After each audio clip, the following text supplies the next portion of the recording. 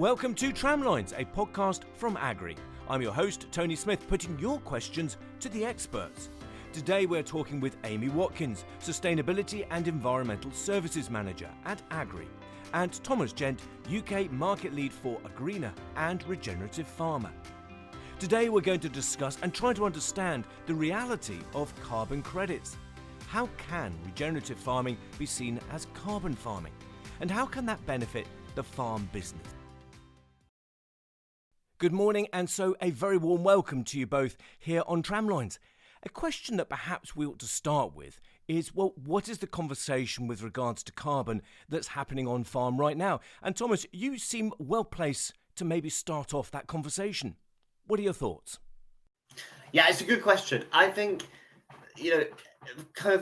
all of these words mean different things to different people. But what we're really talking about is more sustainable farming, and in my world, that means more sustainable for my bank balance, to be honest. I think it always comes down to the fundamentals of margins and profitability, and obviously we've seen big fertilizer price rises in the last few years, and that kind of thing has really brought it home to everyone, I think. Yeah, absolutely. And just paint a picture of where you farm and what you're actually growing. Yeah, absolutely. So we farm in South Lincolnshire, on the border of Cambridgeshire and Lincolnshire, just near Peterborough. We farm 800 hectares, and we've very kind of standard cereal crop rotation. Although we've added a lot of grass lays into the system in the last few years, which has been a big revelation, to be honest. We've been farming using these kind of no-till, cover cropping type principles for the last 16 years, which is a fair long time. I'm actually only 27, so Dad and Granddad made that transition when I was still kind of running around trying to help them out. And then Granddad also designs machinery. He's holds the patent on the Weavings GD coulters. We've kind of always been in this area of innovation and trying to make our business more sustainable. Yeah, excellent. Amy, for you, what's the conversation that's happening on farm right now? So I almost view it as the scale of where people are on this scale to thinking about carbon markets or regenerative farming. At one end of the scale, you've got people actively engaging in it. They've been perhaps selling credits or getting certificates for a couple of years. At the other end, you've got people that still realistically aren't going to touch it with a barge pole and are keeping a large distance from it and are very skeptical. In the middle, you probably have people that are dabbling a little bit. So they've actually thought, okay, I'll have a look at this, see what the talk's all about. They put data into the system, perhaps, and they've had results back, looking at how many credits they've got for the farm. And they're now at that crucial decision point of, okay, what do I do with those certificates? Do I sell them? Do I keep them? Where's the market going? What am I doing on the farm with my crops, etc.? So people are sitting somewhere along that scale. I don't like to call it camps, one end or the other, because I think that's a bit unfair. And people move up and down that very, very fluctuating as well. So that's how I see it mostly at the moment. I'd say a lot of people have actually come more towards the middle point. Whereas 3 years ago, we perhaps had quite a few farmers that were staying well away from it and very, very skeptical. So it is shifting for sure. And I think there's still a lot of ways for us to understand it better as well.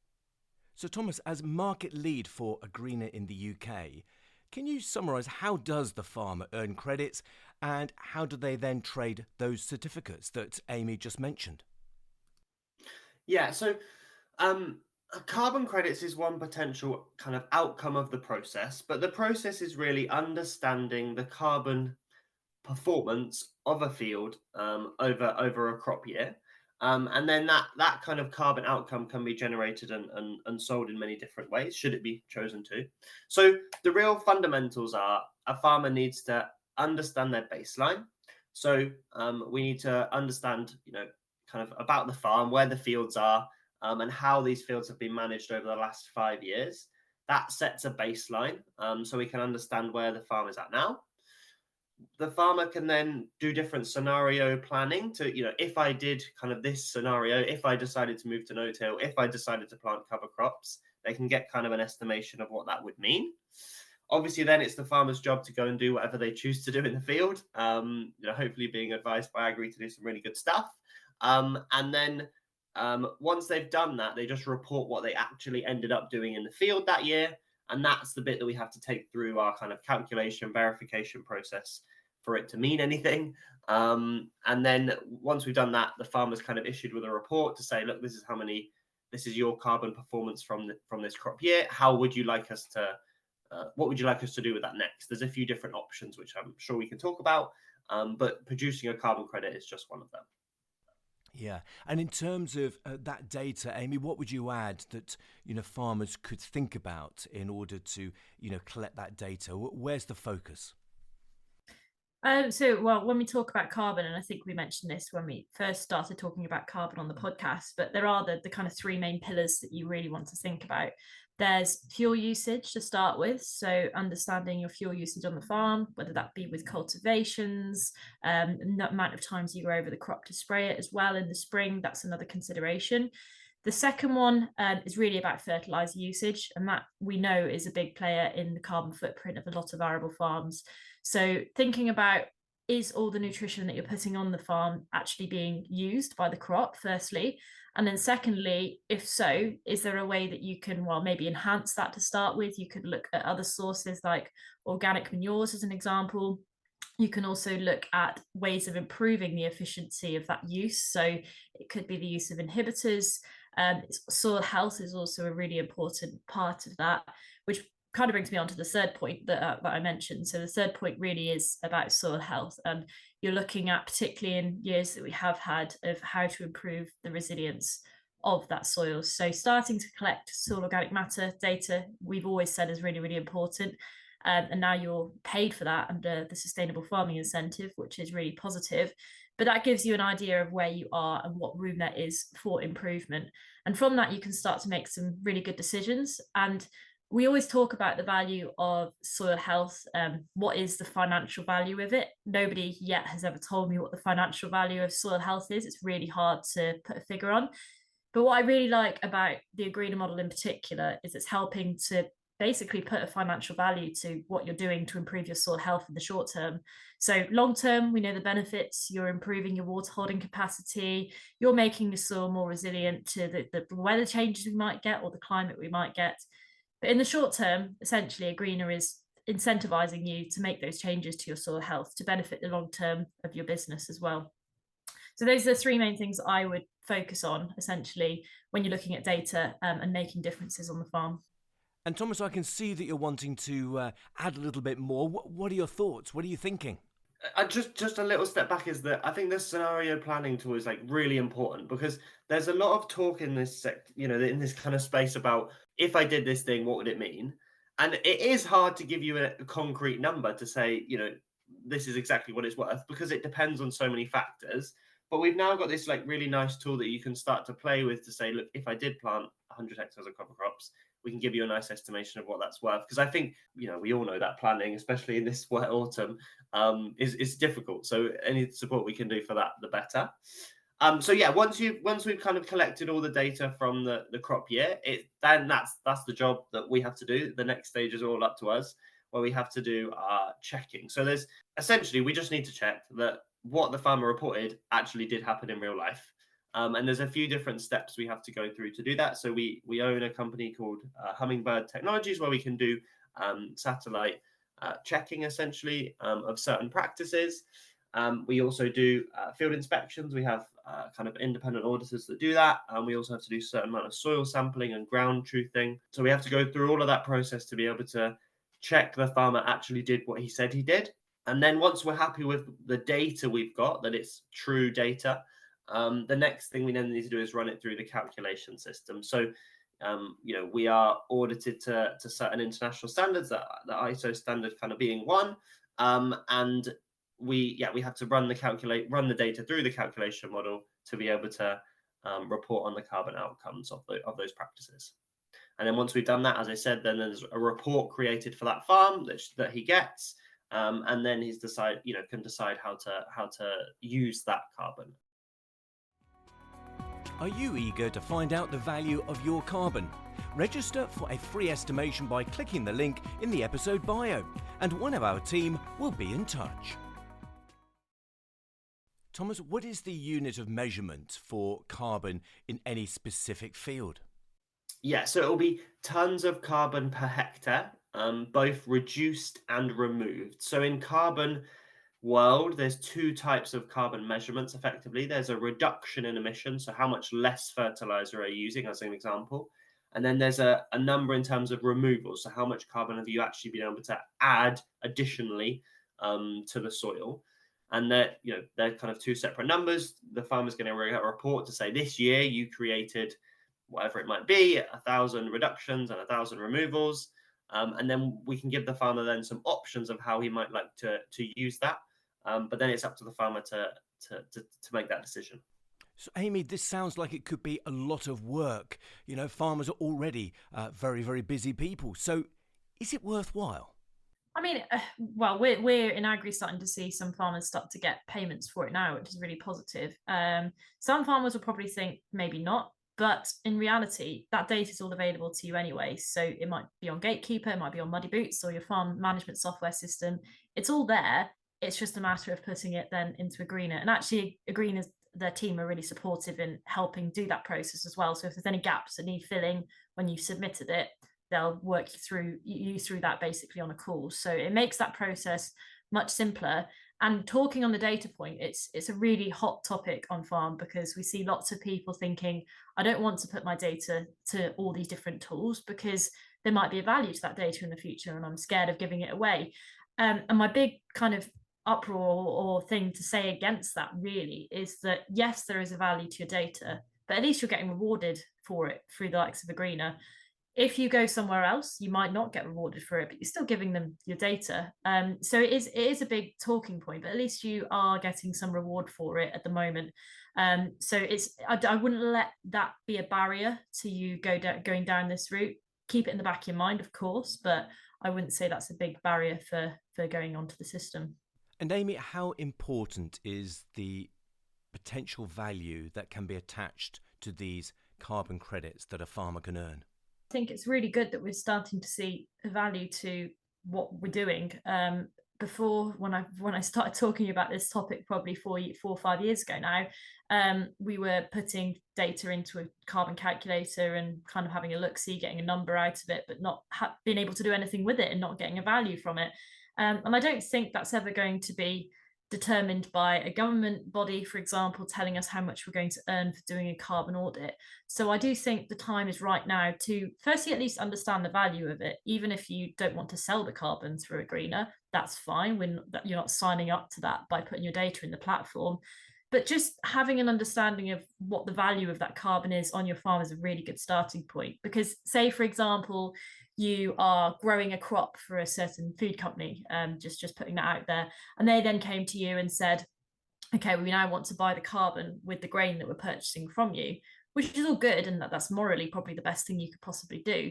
But you have no idea whether that figure that they've given you is good or bad. So at least if you've gone down the Agreena route first and had a look at what the value of that is, you almost have a bit more negotiating power as a farmer to say, well, actually, I'm being offered something better elsewhere. So either match it. We've always been dictated to by price in the farming industry. We know it's a big bugbear.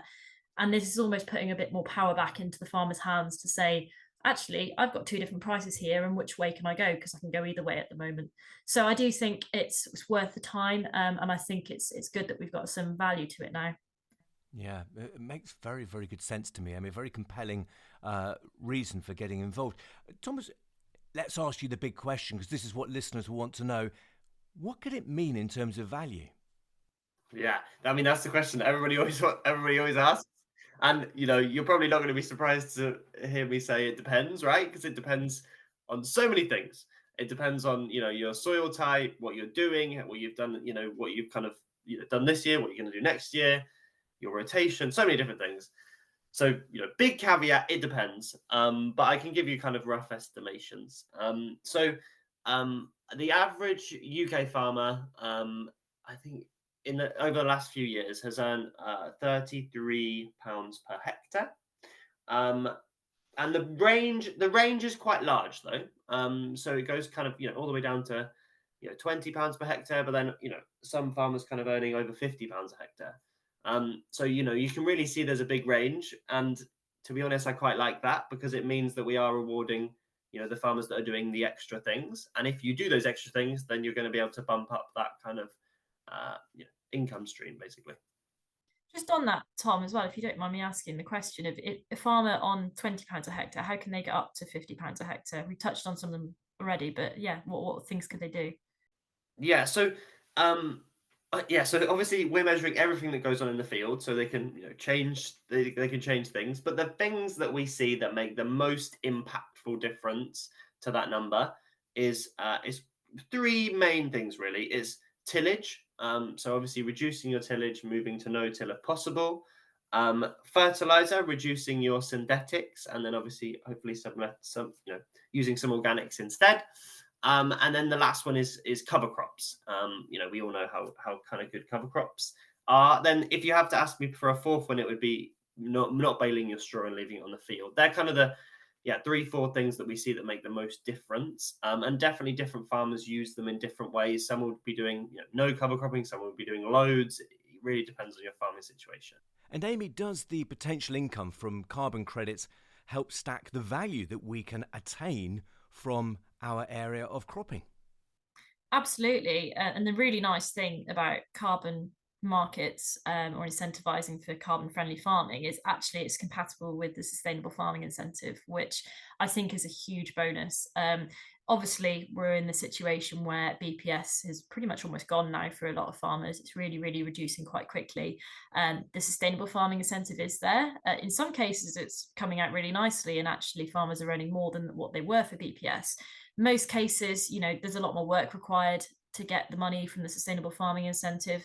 So they are almost a bit further back from where they were. So why not top that up with something like carbon? And we've done some examples, gross margin analysis on some of our farms where we've looked at, what SFI can replace from what we've lost with BPS. And it is up there. Revenue, of course, is probably up there more around the 80% mark. Gross margin, maybe 60. Obviously, there's more costs attached to it. But if you then add the carbon on top of that, you're looking at, with revenue, perhaps more around 90%. And they're paying you for the same practices. So you're not taking land out of production to go onto this carbon marketplace. It's there to work alongside what you do to grow food. And same with the sustainable farming incentive. Yes, there are options that you have to take land out of production to put wildflower strips in or margins. But in reality, a lot of them are designed to work alongside your farming system. So I think going forward, the future of farming is all going to be about stacking, looking at public sector funding like the Sustainable Farming Incentive and private sector funding like BNG, carbon credits, and what can you amalgamate together to get the most out of what you're doing on the farm, essentially. Thank you, Amy. And as we bring this podcast to a close, as we always do, one key question. The question is, how can farmers get involved? Amy, perhaps you can start us off. So we have a process set up where you can speak to your Agrii agronomist or speak to someone like myself at an event and get your details registered that you're interested in the programme. And then next steps is that we'll go through to Agreena and they will be in touch to look at the data collection. But I'll let Tom then pick up the data collection side. Yeah, absolutely. So once you've spoken to your agronomist or Amy here and she's given us your contact details, we'll give you a ring. And the first thing that we need to do is we have kind of a fairly honest conversation with you on the phone, just to understand a little bit more about where your business is at, what kind of practices you're doing, where you are kind of in that transition. Are you kind of looking to move quickly? Have you done some already? That kind of thing. So we can over the phone give you a bit of a calibration of what it might be worth to you. Once we've kind of done that, we can then, as we said, move on to that data collection. And we have a UK team that will be able to help you collect that data very easily and provide it to us in a simple way. Thank you, Amy and Thomas. The carbon credits clearly offer the real prospect for additional farm income. That's it for this podcast, but do tune in again as we meet the experts throughout the season, exploring the many immediate and longer-term questions for growers and farmers in the UK. If you have any questions that you would like us to ask the experts, email info@agrii.co.uk. See you next time.